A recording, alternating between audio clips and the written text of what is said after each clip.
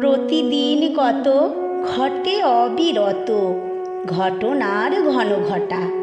কোনটা যে দামি জানি না তো আমি, তাৎপর্যহীন রয় বা কোনটা।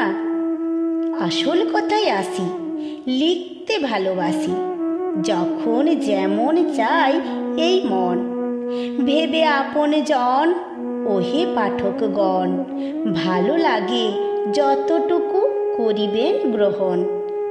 সেদিন বিকেলবেলা চলেছি একলা বাজারের থলে হাতে, দেখি এক বন্ধু নাম অমলেন্দু, খোশ মেজাজে আড্ডা গল্পে রয়েছে সে মেতে।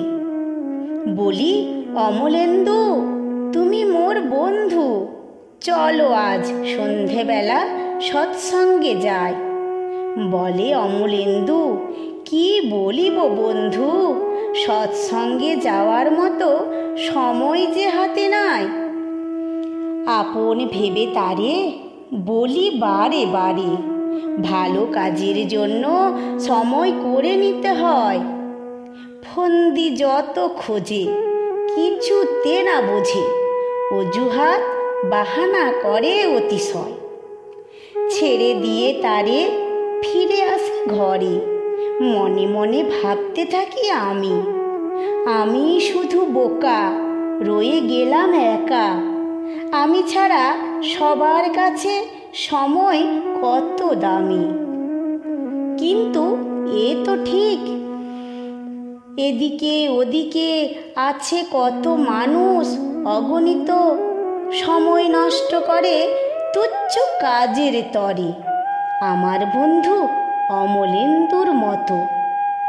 সতের সঙ্গ করো, সৎ গুরুকে ধরো।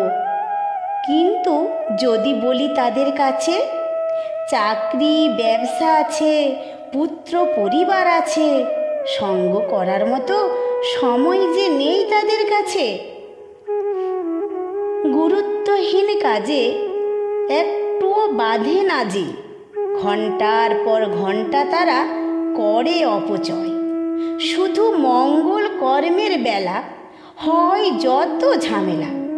মহামূল্যবান সময় নাকি তাদের নষ্ট হয়।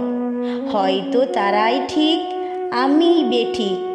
আমার মতে সবাই তো তাই বলে, কাজের কাজ হলে সঠিক মূল্য মেলে, নইলে কিন্তু সময় যাবে চলে। এবার তাদের কথা ছেড়ে আমার মতো করে আমিও বলি, সময় তো আর নাই, যা করবে তা করো, গুরুর চরণ ধরো। সময় চলে গেলে কিন্তু ফিরবে না আর ভাই।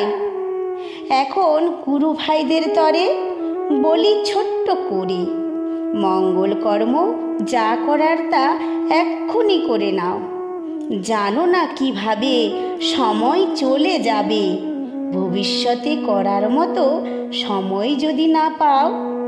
তাই শ্রী শ্রী ঠাকুর বলেছেন, সময় কিন্তু রয় না বসে, চলছে কেবল অবিরল। করণীয় যা করো এক্ষুনি, ভবিষ্যতে যদি চাস সুফল।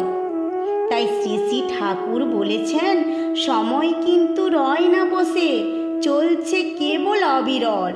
করণীয় যা কর এক্ষুনি, ভবিষ্যতে যদি চাস সুফল।